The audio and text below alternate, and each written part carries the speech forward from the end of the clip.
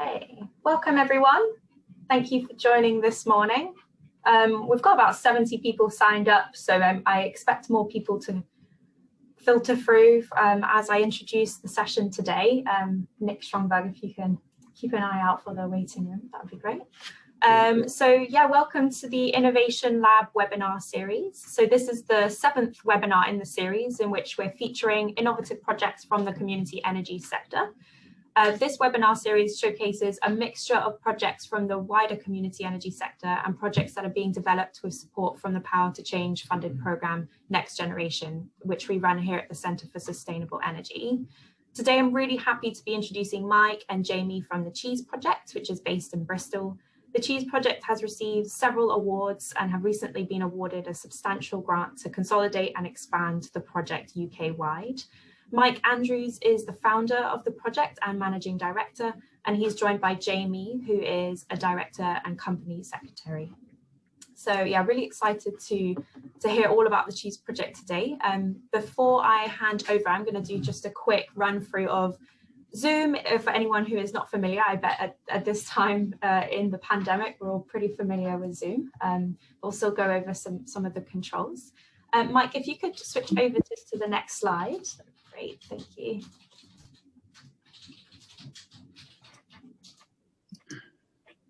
Thank you.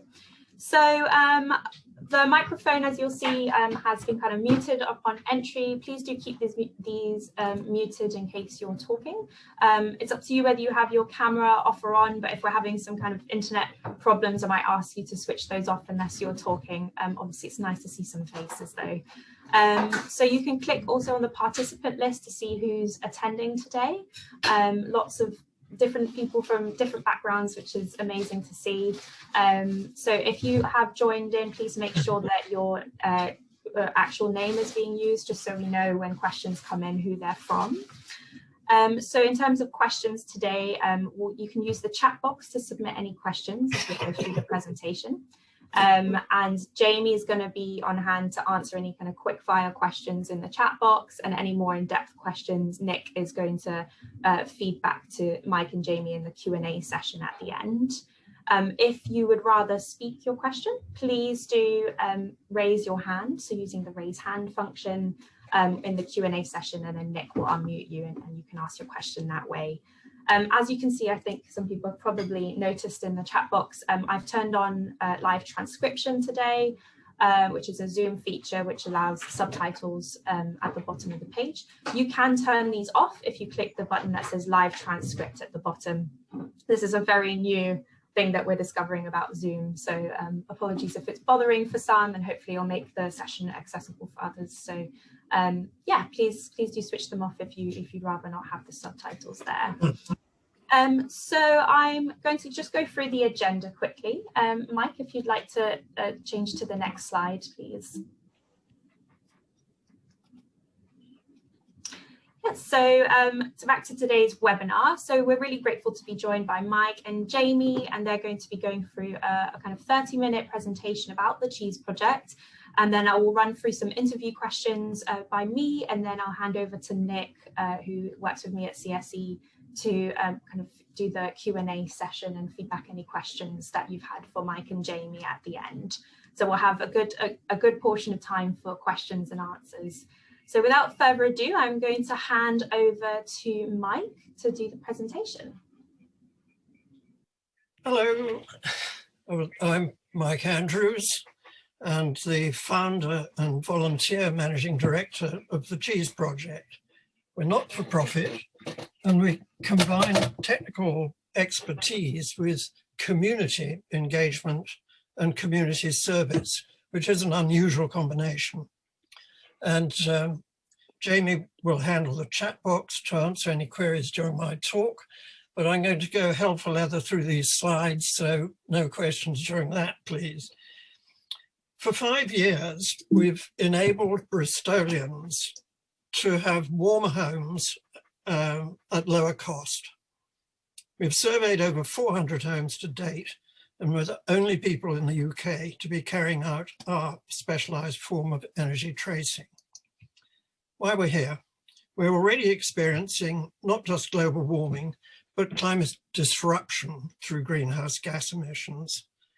And I'm going to show you how we and you can reduce your personal climate impact and why the government should be supporting what we do. So what got me started? We know it's bad, but few realize just how bad. This graph shows the variation in atmospheric CO2 during the last ice ages.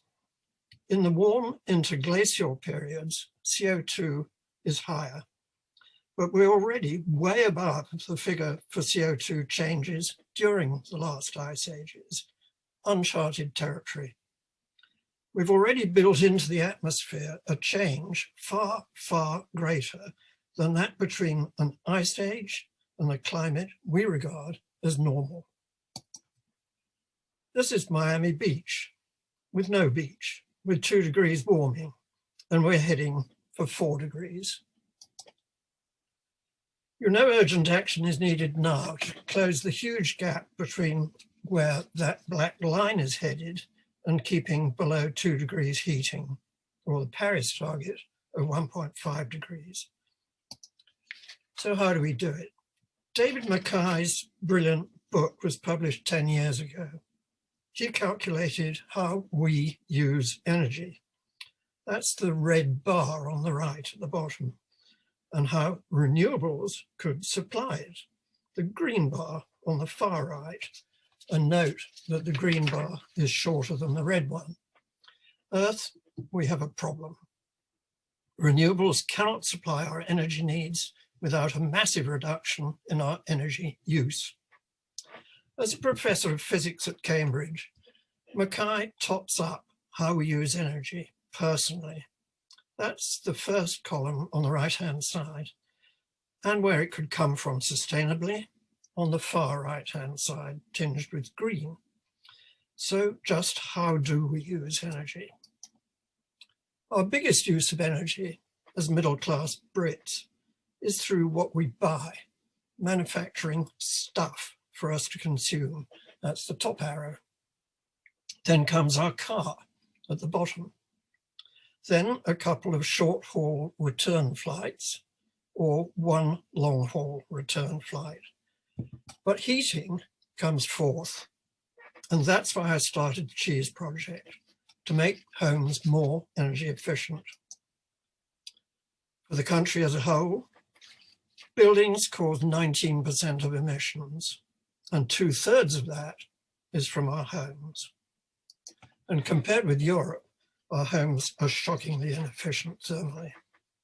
Not having a severe climate, we've not needed before to make them efficient, till now. Owner-occupied and privately rented homes comprise 80% of houses, and over 80% of residents are concerned about climate change, but have little idea what to do. I also wanted to address this map. The poorest areas are deep red-brown, and the next poorest, purple. 10% of the households in Bristol cannot afford to heat their homes if they are to eat and pay the rent. As a disabled man in Easton told us, I only put the heating on if I have a guest. They even spend the day in bed to keep warm in bed, but still breathing the cold, damp air causes health problems. And this map, highlighting similar areas, shows the highest incidences of respiratory and cardiac disease. So I set up the C.H.E.E.S.E project with ambitious aims. The worse the EPC rating of a home, the bigger the energy bill. So a family in a band G home at the bottom in purple needs to pay 3 times as much for heating as someone in the green band D. But EPCs are just a computer model that telling you little about the thermal faults in a house.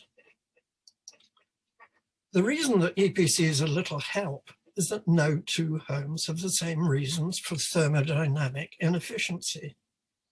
It's a very tricky problem, and it's impossible to cure with standard one-size-fits-all mass government initiatives. And the problem is huge. Figures from Peter Rickaby, consultant to Bayes on housing performance and retrofit standards. 5 homes have to be refurbished every minute for 30 years. Oh, it's 29 years. Here, retrofit is costed at £25,000 a home.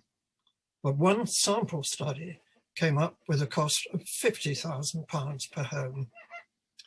This is unaffordable. It just won't happen. So how does a house lose energy? Note that drafts are often the biggest cause of heat loss. They can cause as much as 40% of heat loss from a terraced house. And even in a new home, drafts can cause around 1/3 of the loss. Yet once they're revealed, they can be fixed with DIY methods at low cost. Rather than spending large sums on expensive deep retrofit, by finding out precisely what's wrong, C.H.E.E.S.E can show you how to make a big difference for 100 quid. Sadly, decades have been lost through misguided, ineffective government retrofit incentive schemes. The Green Deal failed because of high interest rates, no promotion, underfunded assessments, no design, and a lack of trust. The eco-obligation, which still exists, has perverse incentives, underfunding, and poor outcomes. If it was water leaking, you'd do something about it, and that's the big problem. But you can't see energy leaks. So I decided to make them visible. The key to revealing energy loss is thermal imaging. A cat loses most of its energy through its eyes, not something you would guess. Your home loses energy through weird places too, like round the bath. But why are so few houses thermal imaged? The surveys are expensive. There are very few people who can do them properly. You have to do internal surveys, and owners don't like profit-hungry companies invading their domain. They don't like letting people in, unless you're from the community. 5 years ago, I got together with an expert, Brian Harper, who had developed thermal cameras for the government in the 1970s. He'd also pioneered a new technique of internal thermal survey inside homes. And we decided to develop Brian's technique. So the solution proposed was cheap thermal imaging kit, a quick survey, internal survey, all around the house, gather ground truth data, not computer model guesses like EPCs. We get rid of the post-survey report work because we record the survey live with video and audio, and this gives a great deal more detail. We have low-cost training of surveyors, and they don't need a qualification first. We have a standardized protocol to a high standard, and we're invited in to the home by a trusted, not-for-profit community approach. In 2014, a new miniature thermal camera came on sale for £100. It fits on an iPhone. My partner in founding C.H.E.E.S.E was Jeremy Birch. He's an IT expert, and he founded Friends of the Earth in Bristol. Together with Brian's help, we developed our own new app, or rather Jeremy developed it, to improve the standard of domestic thermal surveying using the development of Brian's technique. Jeremy's HeatView app is unique and allows far more flexibility of images than the FLIR app that comes with the camera. Before I met Brian, my idea had been to do external surveys of homes to reveal the ones leaking the most energy. So Jeremy developed software to couple external thermal images of homes with Google Street View images. And we took 11,000 images of homes in 3 city wards in Bristol. They can be viewed on the HeatView website by entering a postcode up there on the top right. Here's Redland. Each dot is a camera position for a thermal photo. You can also move down the street in the usual Street View way to find your house. The house on the right has just had expensive external insulation fitted. In the thermal image above, white is hottest, then red. The right-hand house is losing less heat, but they've forgotten to treat the door, which is arrowed. Well, this is only part of the story. As Brown had discovered during 3 years of development, external images can be deceptive. Here, a line of new builds are on the left, joined to a terrace of Victorian houses on the right. All the windows appear cool because we're looking up at them and we're seeing the reflection of the sky. The wooden garage doors of the new builds appear warm, red, probably because they were warmed by the sun and have not cooled down yet. But we can see steel lintels, yellow and red stripes above the new build second floor windows, and these are conducting heat out through the wall. A typical 1970s integral garage, built-in heat loss, with a massive heat loss through the steel door. But only by going inside can you find out whether it's because of unlagged central heating pipes running through the garage. You can't tell what's really going on inside a house from the outside, so we use the HeatView images for public engagement, for example at fairs like the Redland Mayfair. We find people are highly responsive to seeing the heat lost from their own home. Seeing is believing. For our internal surveys, Jeremy put together a bespoke kit. Our own Wi-Fi links a tablet computer to the camera so that the householder can see what the camera sees. Meanwhile, the phone records a video of the survey with sound. So we try not to step on the cat. Brown also designed a low-cost blower door. This reduces the internal pressure by about 20 pascals, the same effect as a strong breeze, and draws in cold drafts, which the cameras can then reveal. And a smart new extension is revealed as a disaster for heat loss. Strip floorboards with underfloor heating. Cold drafts are negating the money spent on heating. And I repeat, drafts can account for a third of your heat loss. Note that there's a visual frequency frame around our thermal images, so you can identify what you're looking at. You can see the floorboards there. A lot of money spent on double glazing, completely wasted because the hinges were not adjusted and the frame was not sealed to the brickwork. Our surveys produce results. 2/3 of those surveyed take low-cost remedial action within 1 month. A bedroom. Here the dark blue shows that the cavity wall insulation beads didn't reach the top. The room feels cold, and now you can see why. And you can hold the installers to account. Missing roof insulation. Sometimes the ironbow colour palette shows up cold drafts better. So remember, drafts can account for a third of the energy loss from a house. The better insulated the house is, the more significant the loss from drafts becomes.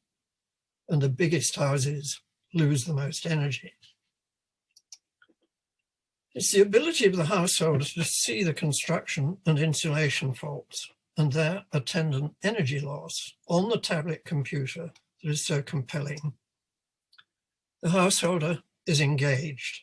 Seeing is believing.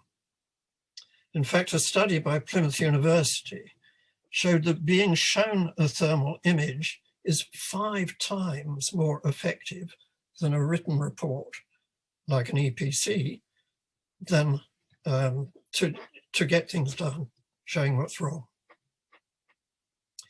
The surveyors, who we call energy tracers, are assisted by volunteers, also from the community, whose homes can be surveyed as a reward, helping people to help themselves. The assistant fills in a standard tick box form of common faults as a guide to the survey video. Our surveys are a revelation. It's truly surprising what we find. But some homes' heating systems are harder to understand than others.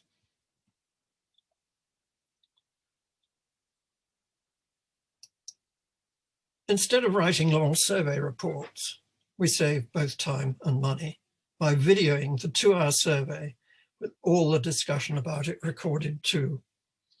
This is given to the householder on a memory stick, and people take remedial action step by step by following the faults shown on the video.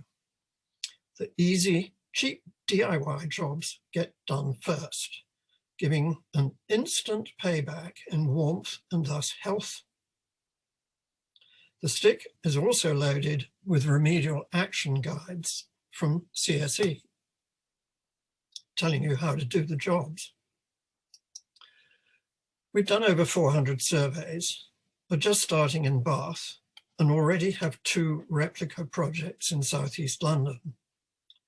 We have a queue of local climate action groups, housing associations, councils, and a large retrofit builder wanting to replicate or use our services.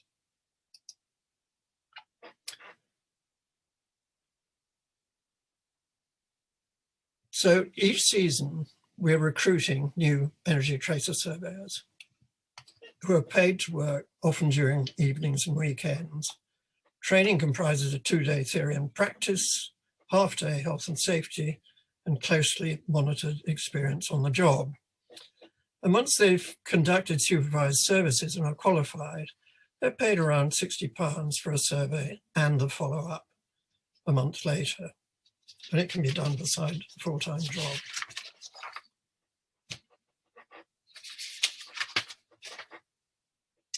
The real skill, we commissioned Brian Harper to develop our training to a CPD standard. He's had long experience of thermal imaging, knowledge of construction, and low-cost survey protocol. Jeremy instructs on the use of his kit, and applicants can come from the local community. And the course is free. We'll be training more energy tracers next autumn for Bristol and Bath. We teach about house construction, thermal efficiency, and digital skills on iPhones and thermal cameras using our unique software app, and no prior qualifications are needed. The real skill is learning to interpret the images. And we learned a trick from Robin Hood, charging the rich to help subsidize free surveys for the poor. The biggest houses waste 80% of the energy, so we want to do them, but around a quarter of our surveys are done for free for those on benefits. The cost of a survey depends on the size of the house. Affluent households do it to reduce greenhouse gas emissions because they don't care how much they spend on energy, or at least the people in the big houses don't, unfortunately. And fewer poor households are less likely to reduce their energy consumption as they're underheating their homes, but they gain in comfort, well-being and health. And fewer hospital visits saves greenhouse emissions. We can charge under £200 to survey a house because many of our merry men are volunteers with a part-time paid survey manager. And we hope to dramatically increase the number of surveys done thanks to a substantial grant we've just received from a trust. The details are still confidential, unfortunately, but it is for 3 years, and to consolidate our service in Bristol so that it's sustainable on survey income alone, and to expand by franchising our system throughout the UK. And we're now looking for new partners to become those pilot franchisees. One of the tragedies of the housing in the UK is the appalling standard of new built homes, the so-called performance gap between what is designed and what is built. And a truly scandalous example of this is in the incorrect installation of plastering technique called dry lining. We were called to survey this expensive Bristol house because the owners said they couldn't heat it. Look carefully at the wall, this wall, and you can see blotches. You can see cold air, that purple line, is cascading down behind the plasterboard, having entered from the loft and passing through what rock-wool type attic insulation. The cold airflow is inside the insulated cavity wall.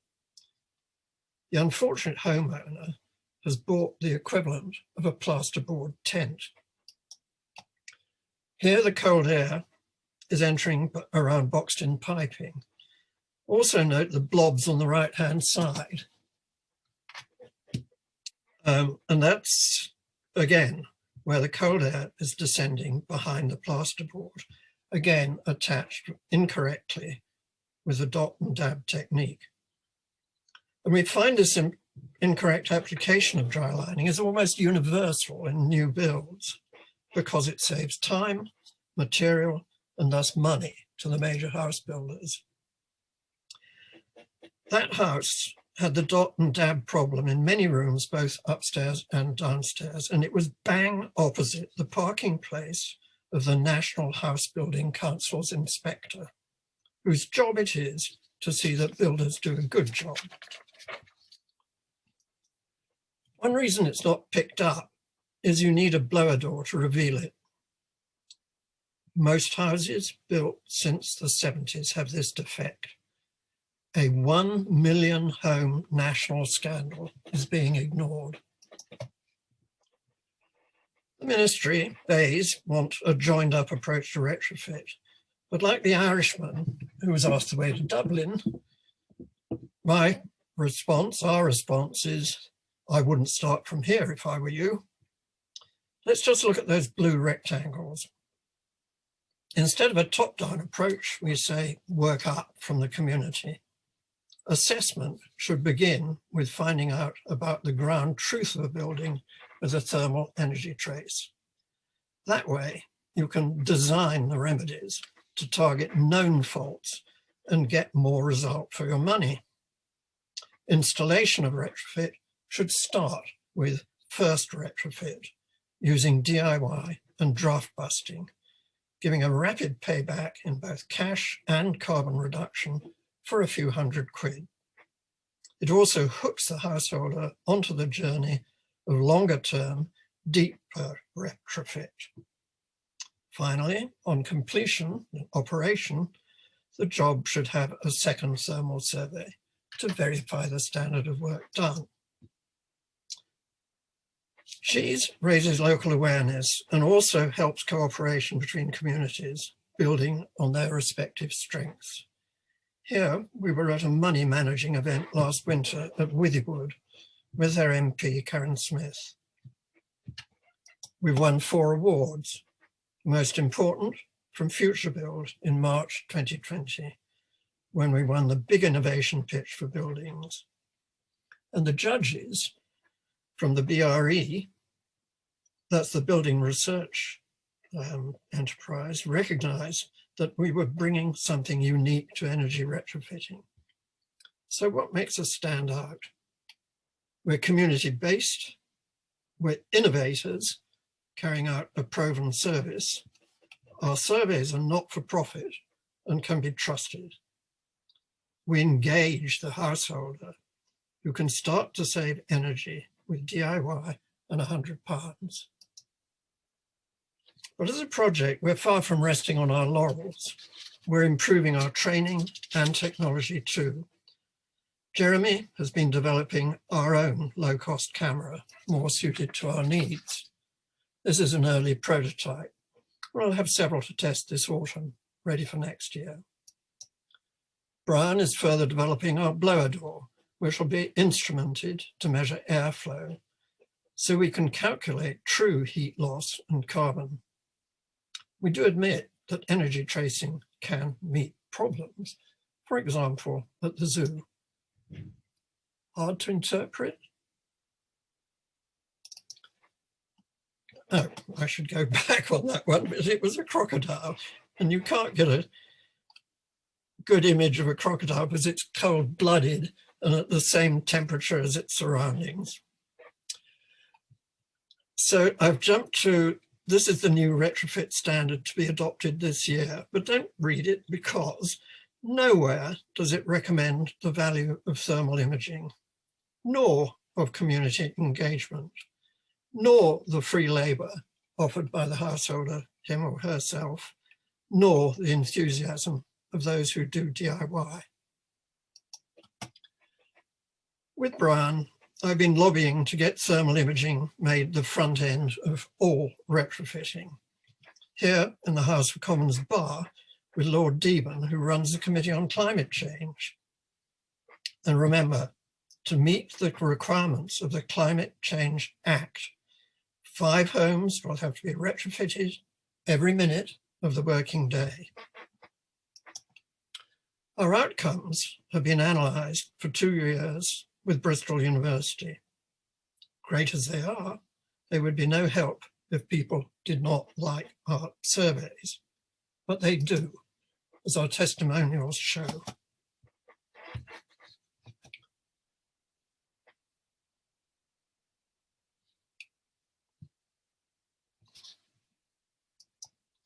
We've developed and proved over 5 years a unique thermal survey system which can make a massive impact on the UK's carbon footprint. We need your help to increase replication and your assistance for marketing, publicity, and lobbying government. That's our and your challenge and our opportunity together. And we have another project to fill the gap between energy trace and retrofit action. With City Council funds, this will aid the DIY approach for fast savings.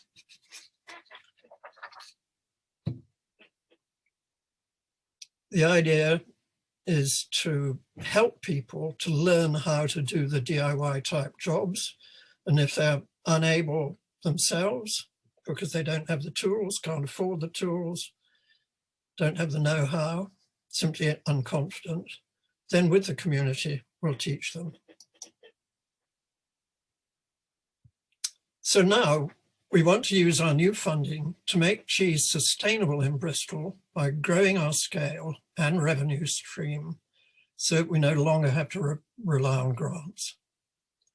We want to franchise the project elsewhere in the UK, and we're looking for about 3 pilot franchisees this autumn.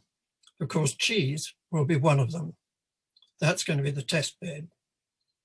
And we want to make available information to the public on common faults and remedies and the ways of saving energy. So thank you very much for listening to this talk. Thanks, Mike. Thanks, that was really, really interesting. We're going to go on to the, actually, Mike, if you could just share the slides again, just so we can go on to the next slide, which will cover the questions. No worries. Cut you off, how could I? That's okay. So we're going to spend the next 20 minutes or so just going over some kind of interview questions that we ask at each of the Innovation Lab webinars. So we'll just go on to, oh, I didn't show you the last one.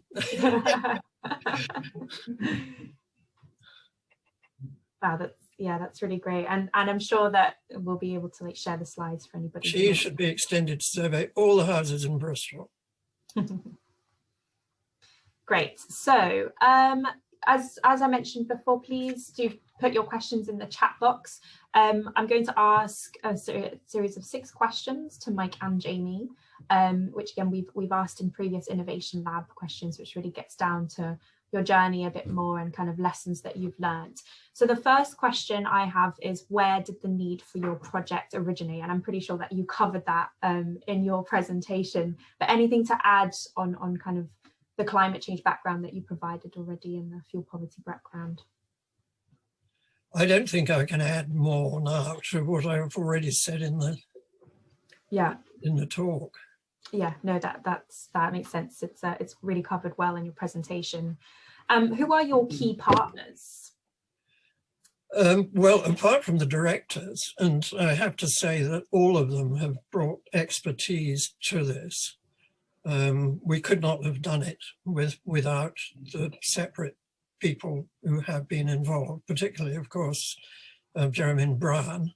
But Jamie has built us a magnificent website, which has a whole hidden section to it, which is recording the faults of all these homes that we're surveying. And this is probably the biggest repository in the country of what's wrong with British houses. And we're quite sure that at some point in the future, a university or indeed the government is going to want to get hold of this. But other key partners have been the communities. And indeed, to begin with, we needed the help of Bristol Green Capital, because our original grants that got us going came from them. We got one lottery grant. Then they refused to help us because they said we weren't of the community, which really annoyed us, because our members are all community organizations or people who work with them. And then there are people like the Eastern Energy Group, there's Rework in Philwood, there's Ambition Lawrence Western. They're scattered around the country. Great, around Bristol. Yeah. What social impacts do you aim to have or already have? Well, I mean, if we're going to survive on this planet as a human species, we're going to have to do something about energy use. And because I started as an engineer, I know that, you know, energy is at the bottom of everything we do. You can't get up from your chair without using energy. And it's the control of how we use energy that's so vital. But we also, as I've explained, have an impact on fuel poverty through doing free surveys, so that people know what's wrong with their houses. They then ring up the council, and for the first time, we had one woman who had been trying to get her house repaired for 7 years, and it wasn't till we did a survey that they actually came around and fixed the really obvious problems. Yeah, so it's really key for engaging social housing providers then. Yeah. What would you say about what's been your experience of engaging with private tenants as well? Is that useful for people to engage with their landlords with those thermal imaging surveys?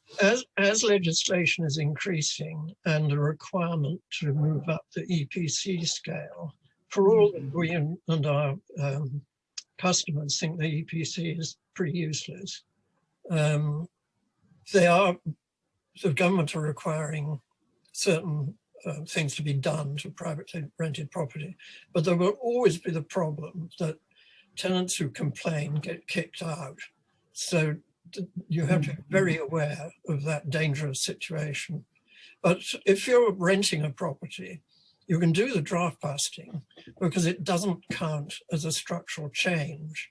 So it doesn't stop you doing the DIY job. So you can make your rented property warmer yourself, even, for example, by putting film over sash windows. You put transparent film over it. It costs about 10 quid to do all the windows in your flat. And you stretch it tight with a hairdryer and you can't see it's there. The only problem is you can't open the windows. So you've got to work out which you want to open. Yeah. Great. And I mean, again, I think this was covered in your presentation, but this next question is focused on environmental impact. So, you know, is there already an environmental impact that you are seeing or hope to have or hope to see in the future? Well, we know, as I've shown through our follow-ups, that people do take action. And the key thing is the very high proportion of people that take action. And it's only by taking action in more and more and more homes that we're going to reduce that red bar on the front of the book that I showed you, David Mackay's book. I mean, I would just add to that that one of the difficult but really important things for the project is to demonstrate the impact that we're having.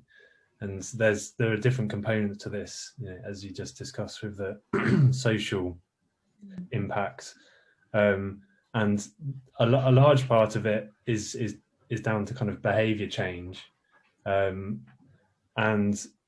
then yes, some of that's behaviour change in the way that people are using energy, you know, in all aspects of their life and in their home, but yeah, then the proportion of the behaviour change or the actions that are taken subsequent to the survey is something that we have tried to quantify and measure, and that, you know, that's been important to show you the effectiveness of the approach. And we'll kind of continue to do that. You know, it's something that we've got a lot planned for improving how we can measure the actual outcomes in terms of carbon saved. But it's going to take certainly 18 months to 2 years to get that visible. Yeah. Well, I suppose another kind of difficult aspect of retrofit, and I think one of the reasons it's difficult, it's a difficult proposition for people, is that the payback periods for particularly the more expensive interventions are not that appealing. So when you're talking about solar or external insulation and things, it's difficult to weigh them up with the investment that you've got to make. But when you consider the wider benefits that retrofit brings in terms of health and well-being, and excess winter deaths and all of that, there's very substantial savings that can be made at a societal level. So this is what we've got to try and capture and try and argue, in our lobbying and in the development of the project. And I think that's really, the only way that the retrofit argument can be made, and that why ultimately it needs government to get behind it as well. Yeah, great, thank you. So you've discussed the franchising part of your project, and definitely we've had some questions in the chat box around that. So this question is about kind of what is the potential of your project to be replicated in different areas of the country, and if someone was to replicate the project, what are the key things they would need to consider first? Well, there's a very great opportunity to replicate it. The great thing about this grant is that it gives us the capital to build up the C.H.E.E.S.E project, to make it fit to franchise. Now, if you go to the British Franchise Association website, and I really recommend that if anybody's thinking of replicating, that's the first thing they should do, because it tells you in a lot of detail, how you need to think to be a franchisee. It's not just simply picking up what somebody else is doing and carrying on with it. We, as franchisors, have to, in the first place, get the C.H.E.E.S.E project to where it is independent of grants to do its surveys. So we're, for example, developing the booking system for surveys, because it was very management heavy in management time when it was done by email and telephone. And we want to automate a lot of that. And there are other things that we can automate. And so C.H.E.E.S.E having been raised to this level where it is, if not profitable, because the profits are going to be invested back into it, it is covering its costs. And the franchisees also have to be able to cover their costs. And what happens is that we're setting up a new company, and that will manage both cheese and the new franchisees. And they have to operate according to a detailed manual which tells them exactly what to do, from their business plan through to what kind of T-shirt they wear when they're doing the job. And it's very tightly controlled, and every franchisee has to do it exactly the same way. You've only got to look at McDonald's or Subway. Those are franchisees, and you don't know who they belong to because they all look identical. They're all handled the same way. Well, we're actually a social franchise because we're not in it to make a fast buck. We're in it to deliver community service. Although we do need to get some money made as well in order to keep going and to pay our staff. So the franchisee pays a royalty on the survey that they do to us to cover those internal management costs. On the other hand, we keep the entry cost for franchisees very low. It's going to be around 250 quid or something to sign up. And then the training will be free, and they don't have to pay for the equipment. And this will be the new equipment because we're going to rent that out on a daily basis. And you might ask, well, you know, why not sell it to people? And there are two reasons why it's better not to. One is if something goes wrong with it, we can just swap it for another one straight away that works. And also, it means that people who buy thermal cameras, they very often just end up in a cupboard and don't get used. But if you're having to pay for it every day, it's far more likely you're going to be out using it. So that encourages people to get on with the surveys and do them. And then it also, for us, it's a hook because people can't go to our training course, get our survey manual, and then set up in competition. Because we'll just take the equipment away from them. Mm. And that, unfortunately, is not uncommon with franchises. And certainly there are a lot of people out there who've already bought thermal cameras and can make pretty pictures with them, but they have very little idea how to interpret it. And they certainly don't have the protocol and the training that we provide. So find out first more about what it's like to be a franchisee. And then, you know, of course, we're open and want people to approach us about that. But I would emphasize one other thing. In order to balance your books, you will need to be fairly large scale. If you're a little NGO setting up, it'll be easy to get your first dozen or so customers because they're the enthusiasts. After that, how are you going to get hundreds of customers? Great, thank you so much. The last question I have is, what are the kind of key lessons you've learned from your journey setting up C.H.E.E.S.E that you think people should know? I think the major lesson, apart from the shortage of cash, I mean, we've run this on an absolute shoestring for 5 years to get where we are now. It's not easy to get. You can get grants of, say, 5,000, but if you're paying a salary, that doesn't go very far. The other lesson is that it's incredibly difficult to get people in authority to change their ways.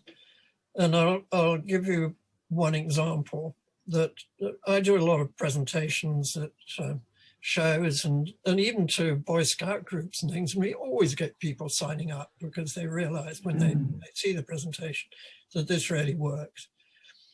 But if, you know, I was at one show and somebody who was in charge of energy for a council came up to me, and so I started doing my pitch to him. And he said to me, "Mike, I don't want you showing up what's wrong with my houses."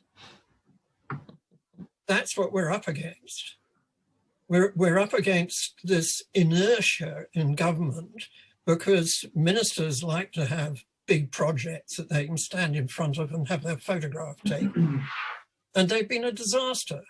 And what we need is a new understanding in base and in the housing department that you've got to do it from the bottom up. You've got to work with communities. You've got to work with people who are trusted. That's the big lesson that society has to learn. Not, you know, we know that now. Great. I think I'd just to add to that. I know you mentioned cash, Mike, but I mean it's been an absolutely huge aspect of the last 5 years of our work trying to obtain funding, and if we've learned one thing, that is that all of that effort did pay off, you know, and we have managed to obtain a large amount of funding. But you know, I'd say that a large proportion of the work that you've put in and pretty much full-time hours you've been working on this project has been grant funding, and it's just been an incredibly Grant finding, yes, yeah, it has been hard work. Keep plugging away, perhaps, is a lesson learned. But yeah, we've been in some fairly desperate moments, you know, of having multiple applications, you know, rejected, and you know, and only pulling in a few £1,000s at a time. Yeah, I mean, classic experience from lots of community projects in the community energy sector. Yeah, great. Well, I'm going to hand over to Nick now to take over the Q&A from the chat box, and it looks like Jamie's answered quite a lot of questions, but Nick, if for the questions that haven't been answered, could you feed those back? Yeah, cool. Thanks, Megan. Thanks, everyone. Yeah, please do keep typing your messages in the chat box, or just raise your hand, and I will try and make sure everyone's answered. Quickly, just to cover, we've had a few people asking about recording and links and slides and stuff like that. We will definitely post the recording and any relevant links following this session. Mike, would you be happy to share your slides as well? A few people have been asking. I think I'm happy to share the recording. I'm not happy to share the slides because a number of them are copyright. Yeah, okay. Well, the recording will be posted on the Next Generation website by tomorrow. So yeah, keep an eye out on that, and you probably receive a link to that in the thank you email you get from Eventbrite as well. Thanks. Okay, so first question we had a while ago now was, have you shared the images with the dry lining issue with any of the large house builders? The short answer is that Brown discovered this problem, and Brown has been trying to make progress with BRE and other central organisations about it. I have not had time. I've been running this little show on my own, and I'd rather hope that, you know, when like that new house that we showed in C.H.E.E.S.E, people can find out who the house builder was if they go up to C.H.E.E.S.E. They've got their own little news group, and I thought that after we'd done the survey, they'd get together and put pressure on the house builder. But as far as I know, that hasn't happened, because that's the way to make things happen. They could use our survey as evidence.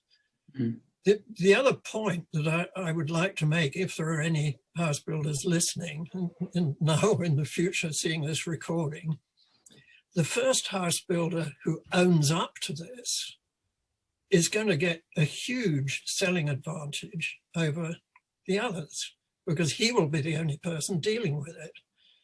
But unfortunately, he's also going to have all the houses that he built, or most of them previously, to deal with, to sort the problem out. And it is very, very difficult to sort out that problem.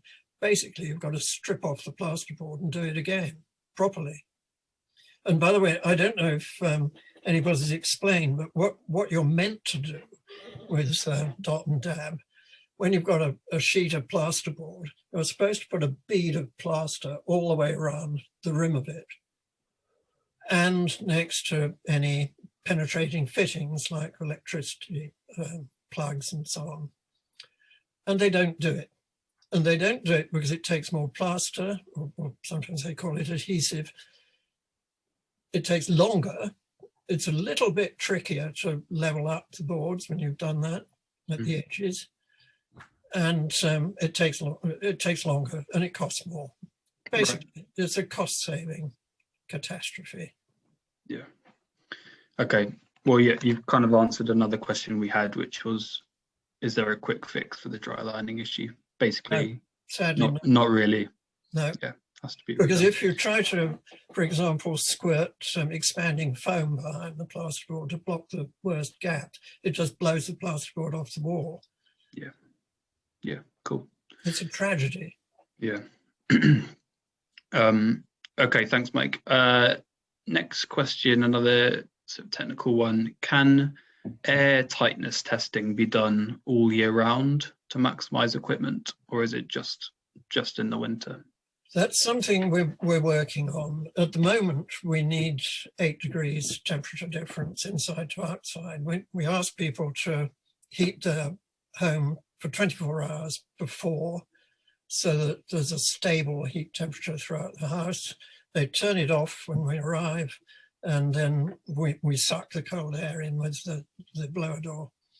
Now, in the summer, obviously, if you heat the inside more, you can still maintain that 8 degrees or thereabouts. So we certainly expect to be extending the months we can do it, because at the moment it's really November through to end of April. And I don't think we're ever going to be able to do it in August, but then people are on holiday in August, so that's less important. And unfortunately, one of the things that happens, and that this should be of interest to potential franchisees as well, it's quite hard to get people interested in the summer. And what you really need is a full bookings sheet before you start in October, November. What happens is they all start ringing up in February, because they don't do anything over Christmas. Christmas is, of course, a sort of dead period for a couple of weeks at least. New Year, when they've got over their hangovers, they think, oh, this house is a bit cold, or maybe I should do something now about global warming. And then they start. So we get a lump of people, and at times we can't actually handle them. Of course, the case this past year was we had to shut down in March because of the COVID epidemic. Yeah. Okay, thanks. Obviously, the franchising news was a big part of our questions already, but we've got a few follow-ups that have been popping up in the chat. A couple of people asked about sort of competition in the same area. So would it be possible, for instance, for someone else to a franchise to exist, for instance, within Bristol? Or would it be possible to have 2 in the same area, basically? It's normal when you, as well as the franchise manual, which I should warn people runs to hundreds of pages of how you do it. You also have a franchise agreement that you have to sign. This has to be a benefit to both parties, because unless the whole idea of a franchise is you support each other. The franchisor knows how to do it. He teaches the franchisee how to do it. And that way, you have the double benefit. So it must work for both parties, and there must be mutual support. So obviously the franchisee is going to want to have a territory that's exclusive to them. Now, they may decide, NGOs might decide to team up with other NGOs so that they've got a bigger potential customer base to make it more viable financially. Okay. Caroline. One last point, by the way, the franchisee has to be an entity. It's got to be a legal entity. So it can't just be a group of people. They've got to be a KIC or a cooperative or some kind of registered organization. Yeah. So the organization has legal responsibility. Okay, that's a good point to underline, I think. Caroline, I can see you have your hand up, so do you want to jump in there if you've got a question? I do. Can you hear me okay? Yeah. Thanks, Mike and Jamie. That was a really interesting project. It's great to hear about it. We're a charity up in Cumbria, and we run a lot of energy saving advice, and we do home energy visits and things, particularly focused on people with vulnerable households. But we're trying to expand our services for other householders. We just struggle with building that capacity that's not grant funded. So I think we do thermal imaging already, but it's at the higher end, expensive, you know, with a big report and things. So this kind of thing would be perfect. But and so we would be interested in the franchise model. The things we would struggle with that model, I was just wanting to discuss that with others, would be the branding and things, because of the we could have dual branding, but because we believe we're a trusted community local entity, we would find it very hard to be sort of competing against our own image with a whole new image. So it's just your thoughts on that. And well, for example, well, you've raised a couple of things. Then. First thing, let me say that it happens that Cumbria is one of the few areas in the country where there's actually somebody already doing thermal imaging using a blower door, charging, I think, about 500 quid. So our technique is not widespread. And in fact, there's nobody else doing it our way, because we've written all the software and so on. The survey protocol is known to other people. And for example, when you have permeability tests on new builds, they do it to 50 pascals, but they choose one house and they prepare it. And while the test's underway, they go around with a sealant gun blocking up all the gaps. So finally it passes the test.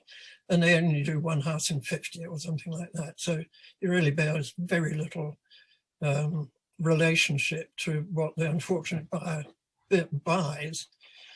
Now, branding, energy tracing is a trademark, but there's no reason. I mean, if you're Cumbria Action Group or whatever, you could be Cumbria Action Group Energy Tracers. But that has to be contracted.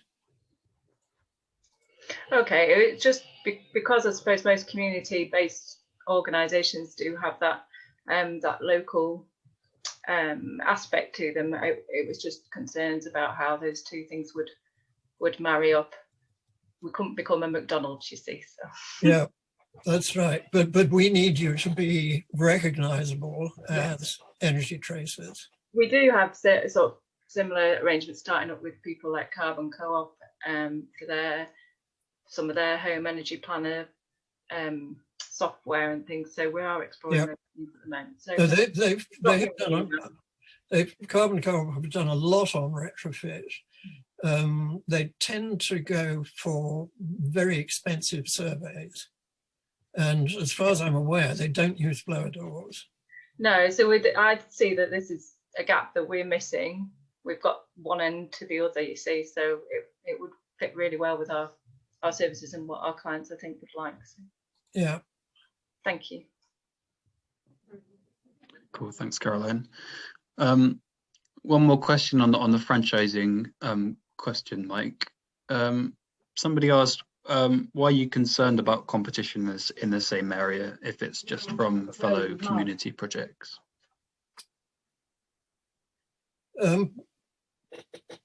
We want it done to a high standard.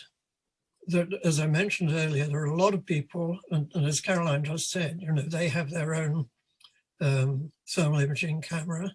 It is probably, incidentally, not a wide angle one, which you need to do the interior of houses. That they usually have quite a narrow angle lens.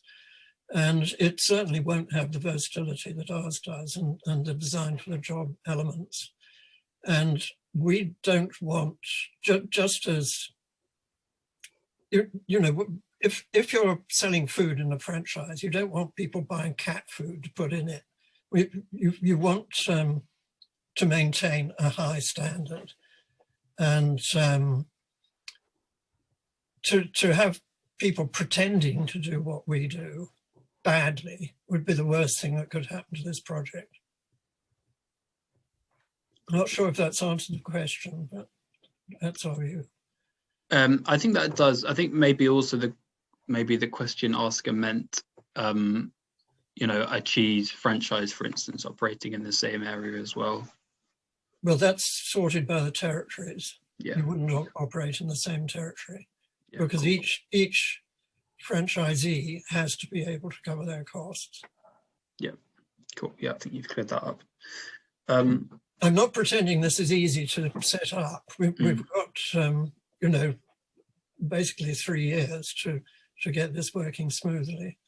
But, and we're very happy to have people feeding in comments, reports, criticism, whatever at this stage, because we're designing it all still. Yeah, okay, that's good to know. Yeah, it'd be good to potentially share some contact details or something afterwards where people can get in touch or feedback if necessary.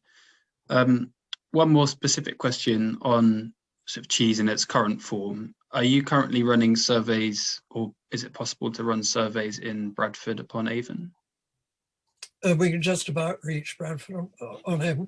What's happening at the moment, we're hoping to begin surveys again in the autumn, on the expectation that everybody's going to have had jabs by then. Because if you're sealing up the windows for 2 hours or more, and, you know, being in quite close contact inside a house, it's difficult to do social distancing. I mean, you can up to a point. Somebody can be in one room with the slave screen, and you can be in another. That's not ideal. It's much better if they can see the window where you're showing the fault. So we're rather assuming that the vaccination program is going to get on top of this. Obviously, we'll have to abide by government guidelines.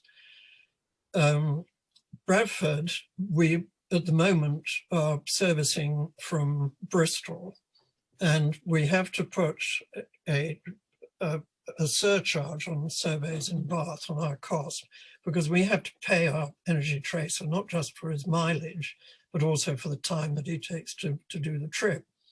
And as everybody knows, you know, the road between Bristol and Bath is prone to being very slow. So at the moment, we're sticking 60 quid extra. Now, Bradford and Avon is a bit further still, so we would probably have to work out a mileage allowance for that. But I would say that it's possible. It's possible.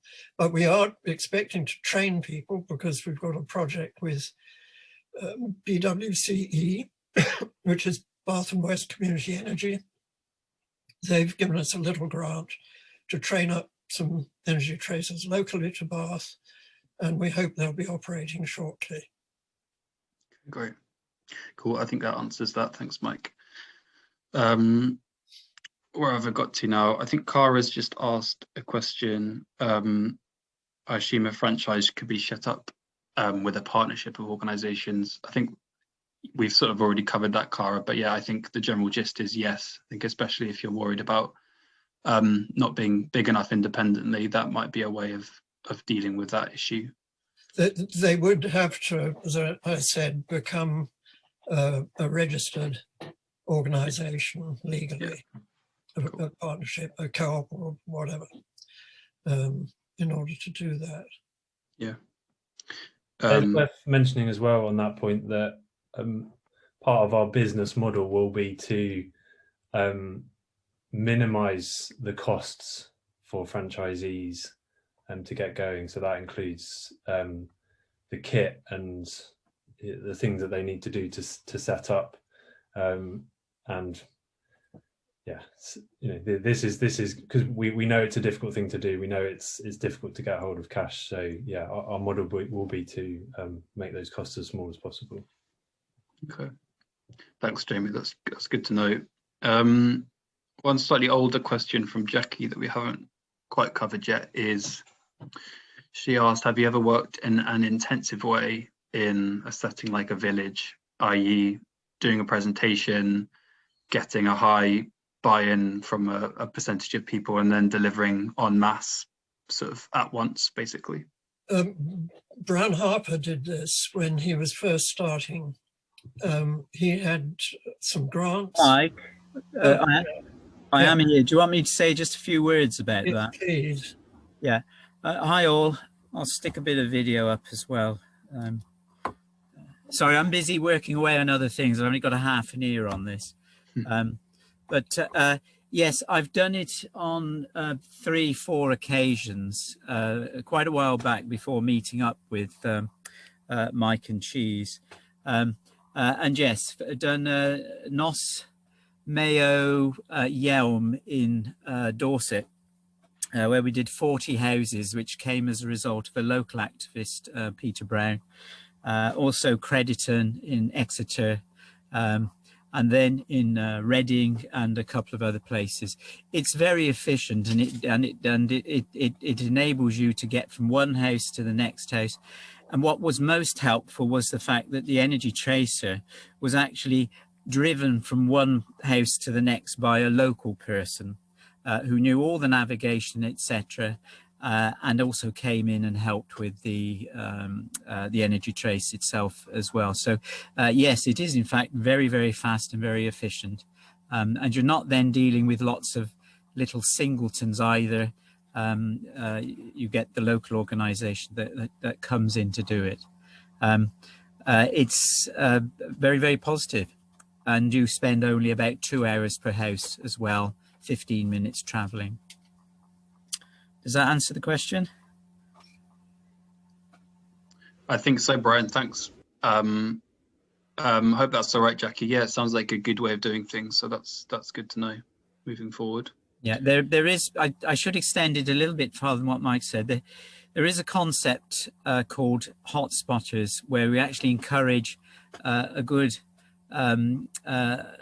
community-minded person to not only want to have their own house happen, but also is willing to engage their neighbours and friends and family and put together a little cell of 3 or 4 houses that would be all done on the same day, within short distances of each other. If it's only next door, I mean, I've done places where you would do 4 houses in the same street and they're all neighbours who know each other and could then compare their results afterwards as well.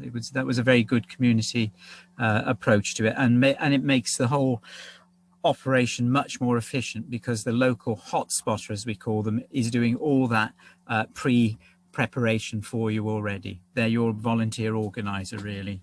And it works extremely well, that technique does, if it can be done where it's free at the point of delivery.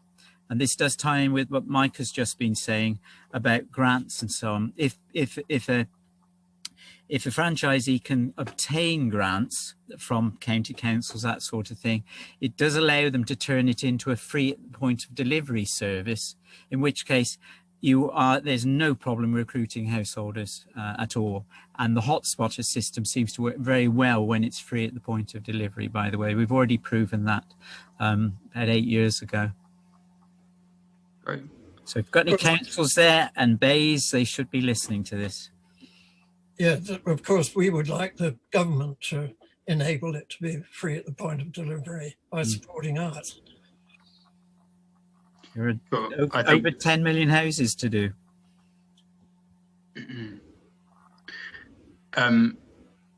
Yeah, Jackie's sort of further to that by asking, yeah, how do you make it free at the point of delivery? Obviously, at the moment, without much government help, how have you been doing that sort of more recently?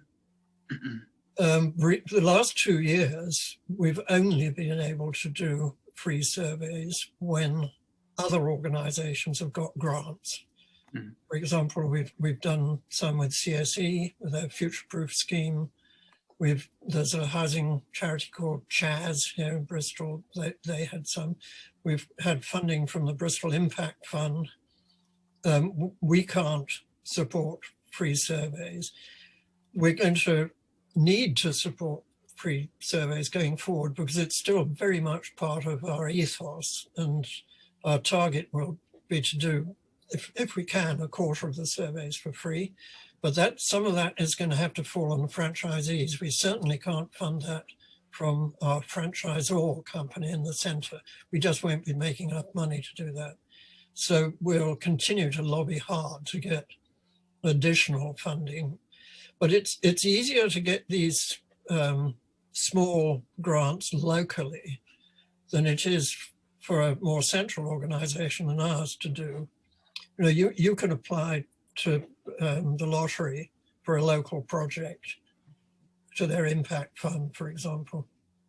And of course, in the last 2-3 years, with Extinction Rebellion and Greta Thunberg and so on, even David Attenborough now, the emphasis on the need to do something about climate change is going up the political agenda. And, you know, just yesterday on the Today program, they were talking about the need to improve thermal imaging of houses. We know how to do it. When are they going to wake up? Yeah. Okay, thanks. Thanks, Brian. Thanks, Mike. That's very useful.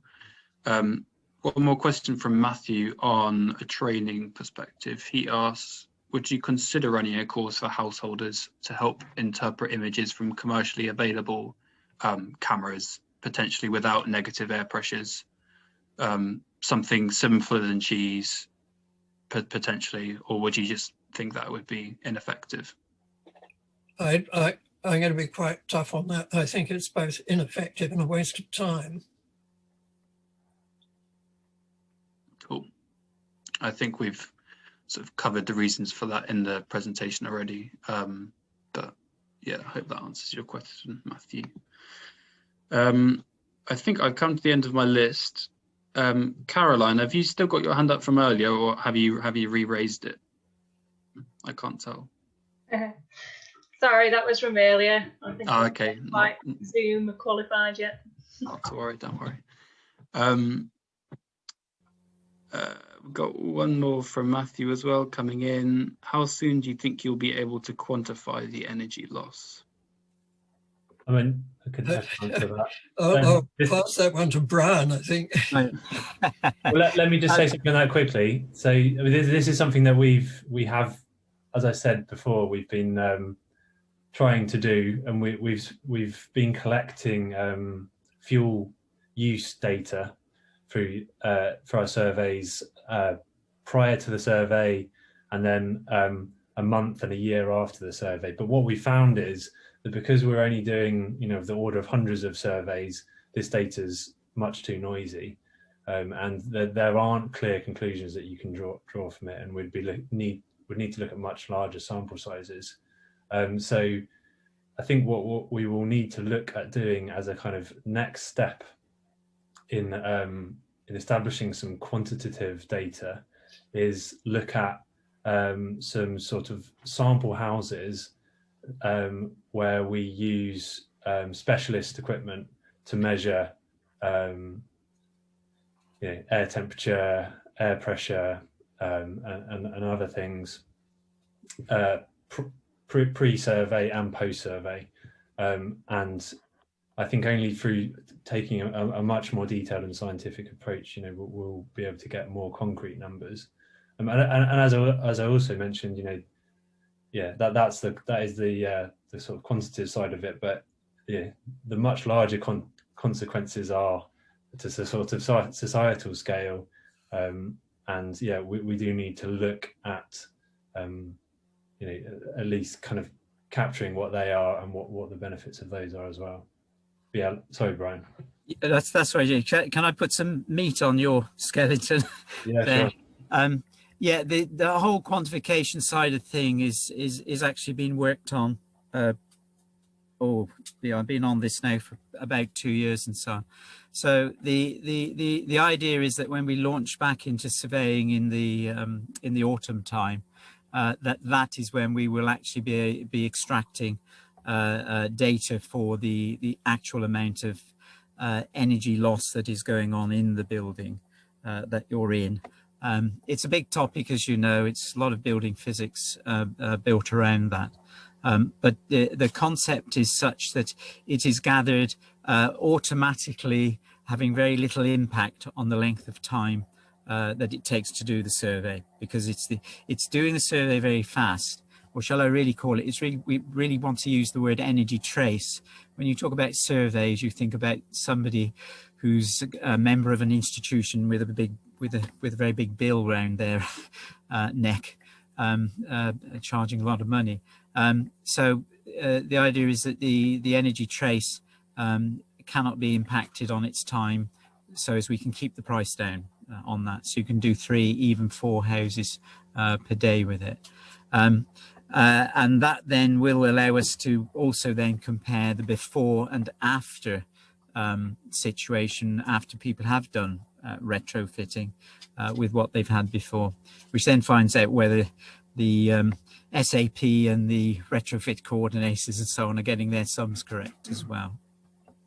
There's one question which hasn't come up, which architects and people ask us quite a lot. And that is, they say, but if you go around blocking up all these drafts, there isn't enough ventilation and the house will get damp. And this is a very real problem, particularly in old stone-built houses in the country.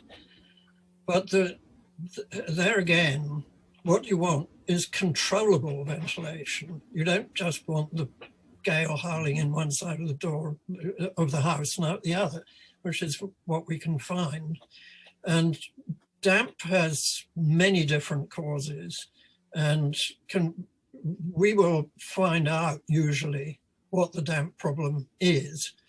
And also, as part of the low-cost remediation that can be done, you can now buy mechanical ventilation and heat recovery units, which you can actually put in the hole instead of the fan drawing damp air out of your bathroom.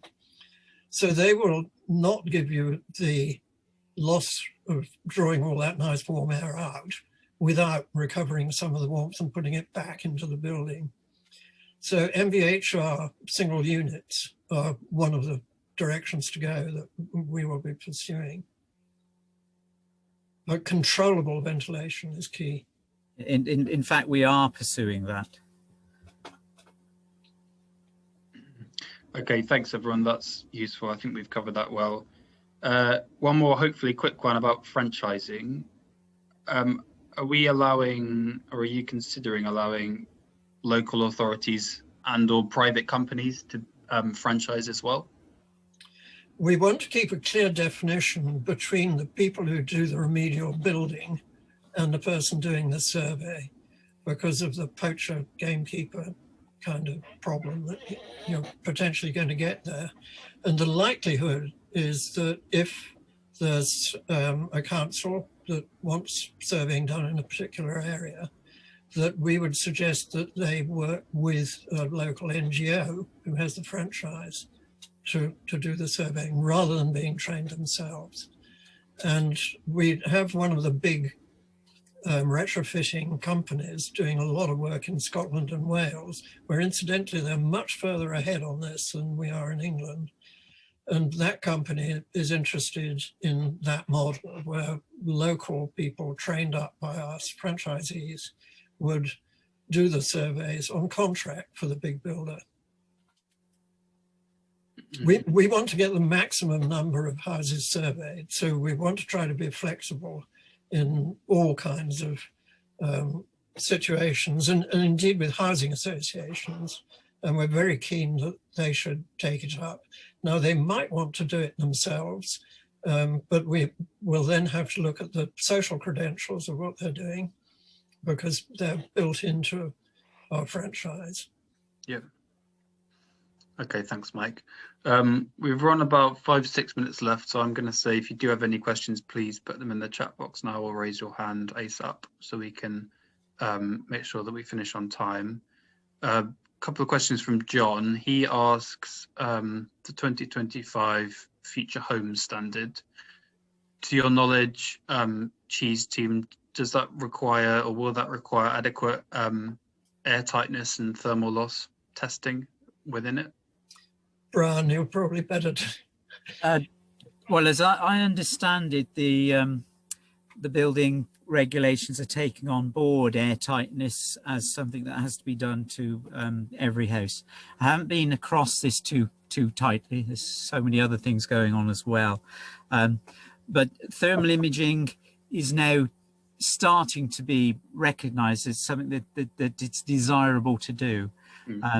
But you've got to remember that with thermal imaging only taking place during the cold months, you cannot insist on it actually being done, because a lot of buildings are finished in the summer period, etc. Because you're talking about new builds, obviously, I think with this. So you can't then easily jump in and do a thermal imaging on them in the middle of the summer period. Hence, it's the name desirable. But my own feeling is there are ways around that, but it's early days on that. Cool. Thanks, Brian. Anna, by the way, one thing I should point out: our blower door testing does not follow the same procedures as the standard blower door test does. We use the blower door for different reasons, and have developed our own methodology around it. Okay, thanks for clarifying.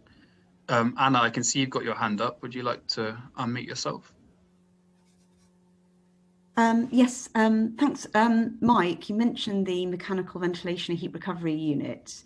And what I was wondering is, in those with those householders who obtain a free energy trace because of their position of fuel poverty, have they been able to access any grants to purchase these units or to pay for the cost of the installation, given that if you're on benefits, you wouldn't be able to afford to buy one of these units?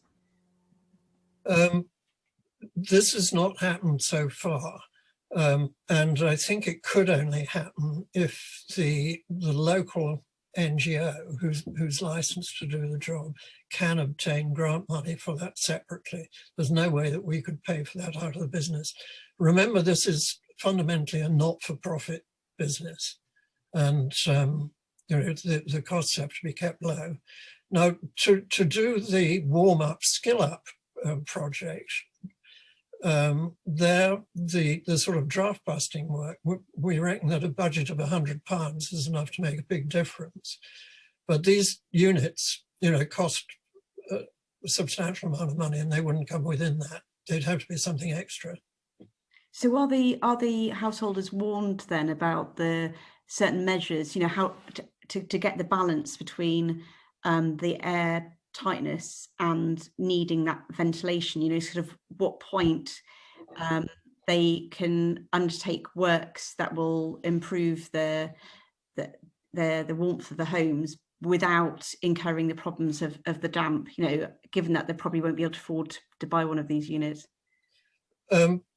As I mentioned right at the beginning, every house is different, and so and during the survey, there is this conversation going on between the householder, be they a tenant or an owner, and you know, these are the kind of issues that are talked about throughout. Can I come in, Mike, on this just quickly?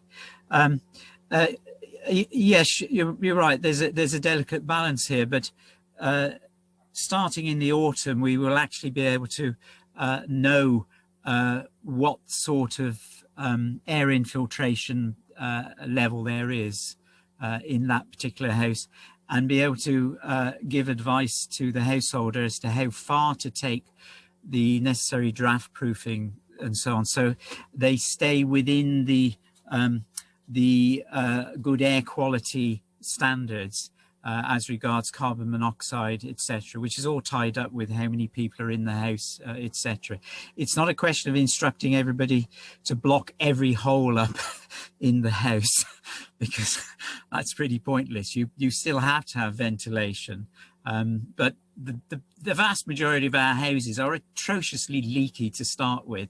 They're nowhere near a situation of causing problems, once one gets down to those sorts of levels, then yes, you've got to then implement mechanical ventilation, and ideally mechanical ventilation with heat recovery to it. But we don't want to see people blocking up essential ventilation, particularly in places like windows and in kitchens and bathrooms, by the way. On the other hand, just following on, what we find when we do surveys, an example from Bristol, two of them expensive, and this is on council properties, expensive external insulation had been put on blocks, and they hadn't realized, whoever was commissioning this, that in the 1960s there was a requirement under building regulations that you had to have a ventilated kitchen cupboard. And the reason for that was that people didn't have refrigerators in the 1960s. So you had a meat safe, and this had a cold duct going out through the wall. Now, Bristol is full of houses that still have kitchens with these 4-inch pipes going out through the wall. And if the air can come in there and go out somewhere else, this is totally unnecessary.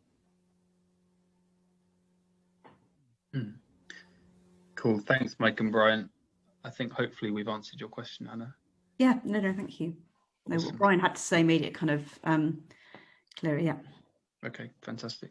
All right, we are currently running 1 minute over time, so I think I'm going to hand back to Megan to wrap up.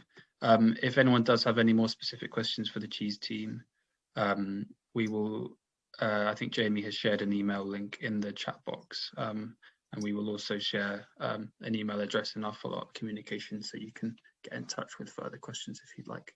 Yeah. Thanks. Thanks, everyone. I've just popped a link to the next Innovation Lab webinar we're going to have, which is with NADA Community Energy, talking about their electric vehicle car club project. So that's in the chat box. You'll receive a follow-up email with that link as well. But yeah, please feel free to email us if you've got any questions about the Innovation Labs. But yeah, it's been great to see you all here, and hopefully that you've learnt a lot from the C.H.E.E.S.E team. So thank you so much, everyone. Bye. Thank you very much. Bye. Thank you, Mike, and thank you, Jamie, and thank you, Thanks, Brian. Jamie, Brian. Thank you. Bye. Thanks, everyone. Bye. Bye, everyone. Bye. Bye.